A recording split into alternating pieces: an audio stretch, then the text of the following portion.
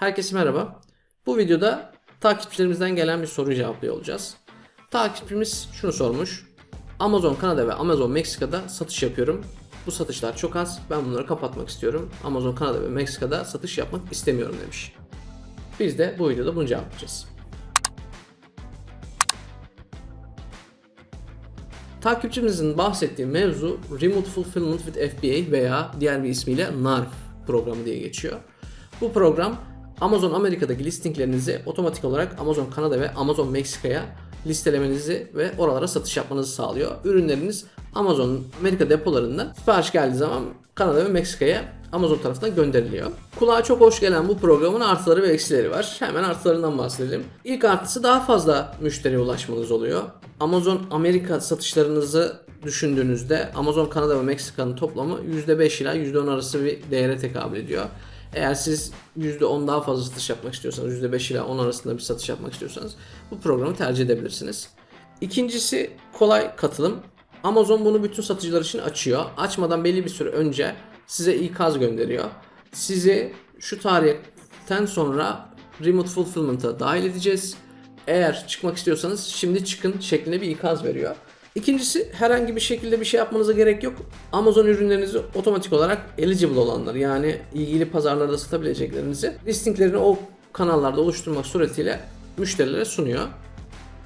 Bir diğer güzelliği müşteriler oluşacak her türlü gümrük ve vergi ücretlerini kendileri ödüyorlar. Size herhangi bir para çıkmıyor.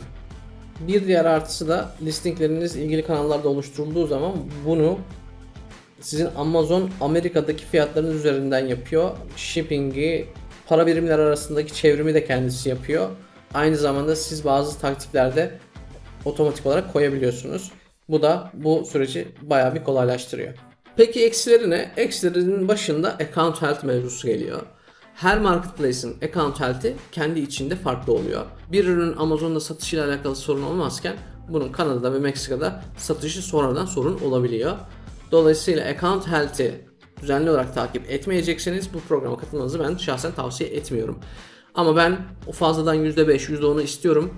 Account health'imi de düzenli olarak kontrol ederim diyorsanız bu program size uygun olabilir. İkinci mevzuda fulfillment fee'lerinin daha fazla olması.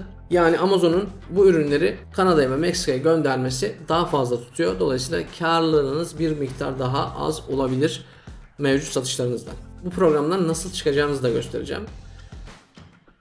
Seller Central'da search bar'a Remote Fulfillment with FBA yazdığı zaman sizi bu sayfaya yönlendiriyor. Buradan şöyle en aşağı geliyoruz. Detayları incelemek isterseniz linki bırakacağım. Oradan inceleyebilirsiniz. Burada sormuşlar. Nasıl çıkabilirim demişler. İki aşaması var. Bir, Program Settings butonuna tıklayacaksınız. Sizi bu sayfaya yönlendirecek. Buradan ilgili marketplace'leri uncheck yapacaksınız ve save diyeceksiniz. Change Status'e tıklayacaksınız. İkinci yapacağınız şey ise şuradaki Build International Listing butonuna tıklamak. Bu sayfaya geldiğinizde ilgili marketplace'i seçeceksiniz. Ardından şuradaki Remove Connection butonuna tıklayacaksınız. Şu aşağıdakini seçeceksiniz ve Remove Connection diyeceksiniz. Bakın bunu yaptıktan sonra burada Amazon Kanada gitti, Amazon Meksika kaldı. Aynı işlemi bunun için yapacağım.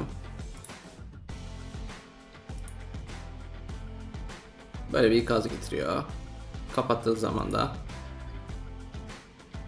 bu sayfa geliyor. Bu sayfayı görüyorsanız ilgili marketplace'leri kapatmış oluyorsunuz. Burada bir dipnot düşmek gerekiyor. O da ilk bahsettiğim adımını yaptıktan hemen sonra bu işlemi yapamıyorsunuz. Sebebi de Amazon orada bir şeyler hesaplıyor tekrardan. Ertesi gün yapıyorum ben bu işlemi. İkinci adımı ertesi gün gösteriyorum yani size. Bu işlemi yaptıktan sonra işleminiz tamamlanmış oluyor. İki aşamalı bir süreç. Evet, bu videoda NARF programından yani Remote Fulfillment by FBA programından nasıl çıkabileceğinizi ve bu programın detaylarından bahsettim. Daha fazla ayrıntı öğrenmek istiyorsanız açıklamaya bırakacağım linkleri kontrol edebilirsiniz. Beni sabırla dinlediğiniz için teşekkür ederim. Umarım faydalı olmuştur. Bir sonraki videoda görüşmek üzere. Sağlıcakla kalın.